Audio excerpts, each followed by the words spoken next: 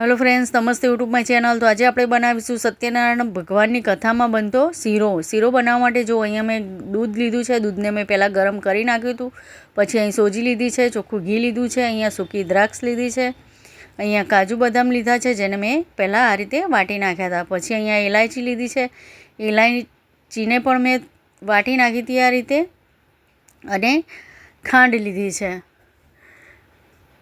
તો આ બધી સામગ્રી લીધી છે જે આપણે શીરામાં એડ કરીશું। તમે જ્યારે પણ સત્યનારાયણ ભગવાનનો શીરો બનાવો ને ત્યારે દૂધમાં જ બનાવવાનો છે, આમાં પાણીનો ઉપયોગ આપણે સહેજ પણ નથી કરવાનો। તો ચાલો આપણે શીરો બનાવવાનું ચાલુ કરીએ। તો ગેસ ચાલુ કરી દઈશું અને કઢાઈમાં આપણે ઘી એડ કરીશું। પહેલાં આપણે વધારે ઘીનો ઉપયોગ નથી કરવાનો, આપણે સોજી શેકાય ને તેટલું જ ઘી આપણે અંદર એડ કરીશું। તો જો આ રીતે ઘી એડ કરીને ઘીને આપણે બરાબર ગરમ થવા દઈશું। એટલું યાદ રાખવાનું કે બરાબર ઘી ગરમ થાય ને પછી જ આપણે સોજીની અંદર એડ કરવાની છે, પહેલાં સોજીને એડ નથી કરવાની। તમને મારો વિડીયો અને રેસિપી સારી લાગે તો મારી યુટ્યુબ ચેનલને સબસ્ક્રાઈબ જરૂરથી કરજો અને લાઈક પણ જરૂરથી કરજો। તો જો અહીંયા ઘી આપણું સરસ ગરમ થઈ ગયું છે। જો આ રીતનું ઘી આપણે ગરમ કરવાનું છે। હવે આપણે તેમાં સોજી એડ કરીશું।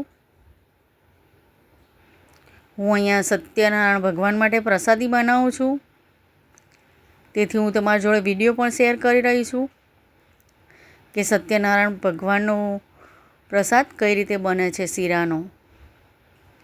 તો જો ઘી આપણું ગરમ થઈ ગયું છે, તો ઘીમાં આપણે સોજીને એડ કરી દઈશું। આ રીતે સોજીને એડ કરીને તેને મિક્સ કરી નાખીશું અને આને આપણે સોજીને ઘીમાં શેકાવા દઈશું।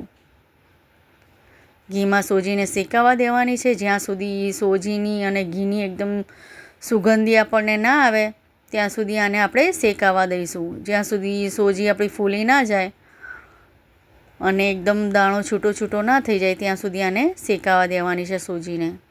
સોજી જ્યારે પણ શેકાશે ત્યારે એકદમ અંદરથી સુગંધી આવશે ઘીની અને સોજીની, ત્યારે આપણે સમજી જવાનું કે આપણી સોજી શેકાઈ ગઈ છે। તો જો આ રીતે આપણે સોજીને શેકતા જઈશું।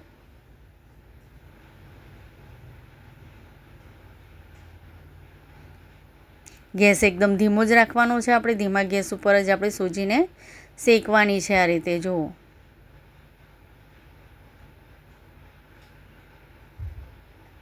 સોજી શેકાય ત્યાં સુધી તમે મારી ચેનલને સબસ્ક્રાઈબ કરી દેજો, લાઈક કરી દેજો અને શેર કરી દેજો।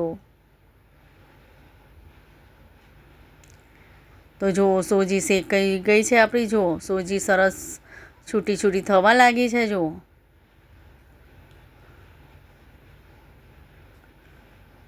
આ રીતે આપણે સોજીને પહેલાં શેકી દેવાની છે। આમ આપણે શીરો બનાવતા હોઈએ છીએ, એમાં પાણીનો ઉપયોગ કરીએ છીએ, આપણે ગરમ પાણીનો ઉપયોગ કરીએ છીએ, પણ જ્યારે પણ તમે સત્યનારાયણ ભગવાનનો શીરો બનાવો ને ત્યારે આપણે સહેજ બી પાણીનો ઉપયોગ નથી કરવાનો, આપણે દૂધ જ અંદર એડ કરવાનું છે શીરામાં। આપણે પાણીનો ઉપયોગ નથી કરવાનો। તેના માટે મેં પહેલાં દૂધ ગરમ કરીને મૂકી દીધું હતું। હંમેશા એટલું યાદ રાખવાનું કે શીરો બનાવો ત્યારે પહેલાં દૂધને ગરમ કરી દેવાનું છે। તેમાં આપણે થોડું દૂધ ગરમ કરવાનું, આપણે બહુ વધારે પડતું દૂધ ગરમ નથી કરવાનું। તો જો સોજી આપણી સરસ શેકાઈ ગઈ છે। અહીંયા તમે જોઈ શકો છો કે દાણો સરસ આપણો છૂટો થઈ ગયો છે અને સોજીની એકદમ સુગંધી આવવા માંડી છે। એ વખતે આપણે આમાં દૂધ એડ કરી દઈશું ગરમ।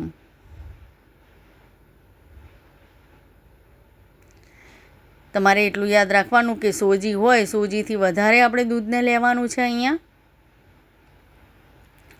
હંમેશા સત્યનારાયણ ભગવાનનો શીરો તમે બનાવો, શીરાની પ્રસાદી, એમાં તમારે દૂધનો ઉપયોગ વધારે જ કરવાનો છે। જેટલી સોજી હોય એનાથી ડબલ આપણે દૂધ લેવાનું છે।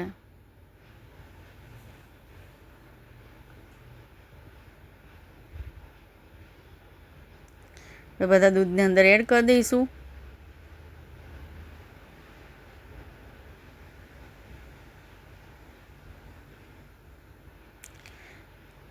પહેલાં આપણે અંદર થોડું ઘી એડ કર્યું હતું, હવે આપણે થોડું ફરીથી ઘી એડ કરીશું. આપણે પહેલાં વધારે ઘી એડ નહીં કરવાનું, આપણે થોડા જ ઘીમાં સોજીને શેકવાની છે, પછી જ આ રીતે ઘીને એડ કરવાનું છે.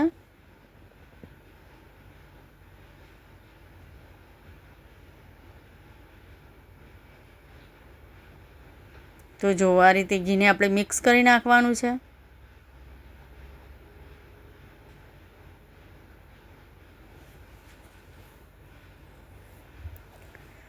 હવે આપણે એમાં બધા ડ્રાય ફ્રૂટ્સ એડ કરી દઈશું.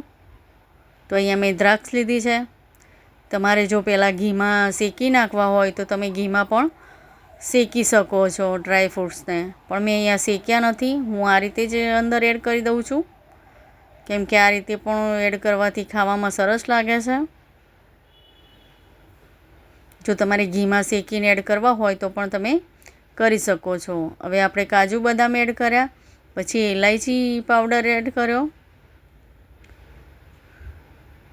તમારામાં ચારોળી અંદર એડ કરવી હોય તો પણ તમે કરી શકો છો. હવે એમાં ખાંડ એડ કરીશું. જેટલું તમે ગળ્યું ખાતા હોય તે પ્રમાણે તમારે ખાંડ અંદર એડ કરવાની છે.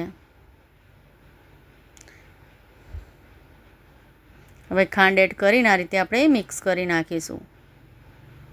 આ રીતે જુઓ.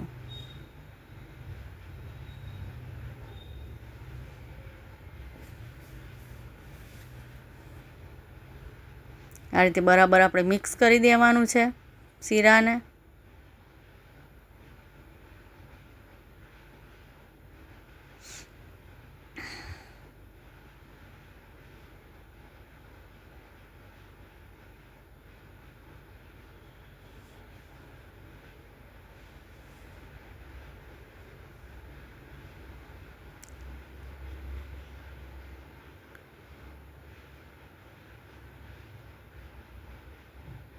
તો જો આ રીતનું આપણે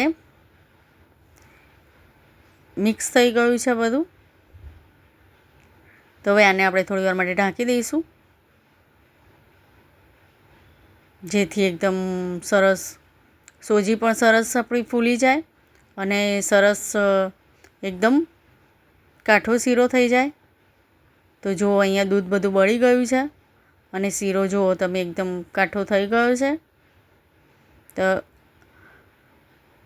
આને આપણે આ રીતે મિક્સ કરી નાખીશું. દૂધ જો બધું બળી ગયું છે, હજી પણ દૂધ અંદર છે જ, એટલે આપણે આ રીતે થોડી વાર માટે ધીમા ગેસ ઉપર આપણે એકદમ શેકી લેવાનો છે શીરાને, જ્યાં સુધી ઘી બધું ઉપર ના આવી જાય અને દૂધ એકદમ અંદર બળી ના જાય ત્યાં સુધી આને આપણે મિક્સ કરતું રહેવાનું છે. જો જ્યારે પણ તમે ઢાંકો ને થોડી વાર માટે ત્યારે ચેક કરતું રહેવાનું કે નીચેથી ચોંટી ના જાય. નકર નીચેથી ચોંટશે ને તો શીરાનો સ્વાદ સારો નહીં આવે. તે માટે ઢાંકો ને ત્યારે થોડી વાર માટે જોતું રહેવાનું કે શીરો નીચેથી ચોંટી ના જાય. તો જો આ રીતે આપણે મિક્સ કરતા જઈશું, જેથી દૂધ બધું બળી જશે અને ઘી બધું ઉપર આવી જશે. તો જો દૂધ બધું એકદમ બળી ગયું છે, જો ઘી બધું એકદમ ઉપર આવી ગયું છે. જુઓ જો. તો તૈયાર છે આપણો સત્યનારાયણ ભગવાનનો પ્રસાદ. જુઓ જો એકદમ દૂધ આપણું એકદમ બળી જવું જોઈએ અને આ રીતે એકદમ શીરો કોરો થઈ જવો જોઈએ. જુઓ એકદમ ઉખડી જવું જોઈએ કઢાઈમાંથી. તો જુઓ આપણો શીરો તૈયાર છે. આ રીતે તમે ચોક્કસથી બનાવજો. ખૂબ સરસ પ્રસાદ તૈયાર થાય છે અને તમારે એમને એમ શીરા તરીકે ખાવો હોય તો પણ આ રીતે તમે બનાવીને ખાઈ શકો છો. એટલો સરસ અને ટેસ્ટી બને છે. તો જો તૈયાર છે આપણો સત્યનારાયણ ભગવાનનો પ્રસાદ શીરાનો. આ રીતે તમે ચોક્કસથી બનાવજો. ખૂબ જ ટેસ્ટી અને સરસ બને છે. તમે એક વખત બનાવશો ને તો મને કહેશો કે ના બેન, ખૂબ સરસ રેસીપી તમે બતાવી શીરાની. અને જ્યારે પણ તમારા ઘરમાં કથા હોય ત્યારે તમે આ શીરો તમે જાતે પણ બનાવી શકો છો. અમે અહીંયા ભગવાન માટે જ પ્રસાદી બનાવી છે, સત્યનારાયણ ભગવાન માટે શીરાની. તો જો તૈયાર છે આપણો સત્યનારાયણ ભગવાનનો પ્રસાદ. તો હવે એમાં થોડા કાજુ બદામ એડ કરી દઈશું. આ રીતે મેં ઊભી ચીરીમાં કટ કરી નાખ્યા હતા કાજુ બદામ એડ કરી દઈશું અને થોડા દ્રાક્ષ એડ કરી દઈશું. તો આ રીતે ચોક્કસથી બનાવજો, ખૂબ સરસ શીરો તૈયાર થાય છે.